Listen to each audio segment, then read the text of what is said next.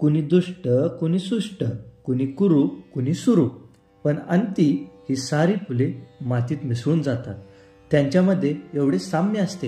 ही सारी फुले कधी आपल्या कहाण्या सांगतात का? मग माणसाने आपल्या जीवनाला इतकं महत्त्व का द्यावे? मागे किर्र रान, पुढे गर्द अरण्य असे आहे हे जीवन. अज्ञाताच्या अंधकारात तर हे अधिकच भयान भासते. कुठल्या तरी चांदण्यांचा मिणमिणणारा प्रकाश अधूनमधून या अरण्यातल्या पाऊलवाटेपर्यंत येऊन पोहोचतो.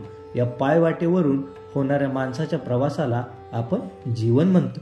माझ्या या प्रवासात वर्णन करून सांगण्यासारखे काही थोडेसे घडले आहे. कदाचित हा माझा भ्रम असेल, पण मला तसे वाटते खरे. बालपणीचा ययाती, कुमारवयातील ययाती, यौवनात पदार्पण करणारा ययाती आणि प्रौढ झालेला ययाती हे सारे एक होते. पण आजचा ययाती त्यांच्यापेक्षा थोडा निराळा झाला आहे. त्यांच्याच शरीरात तो राहत आहे, पण त्यांना जे दिसत नव्हते ते त्याला दिसू लागले आहे.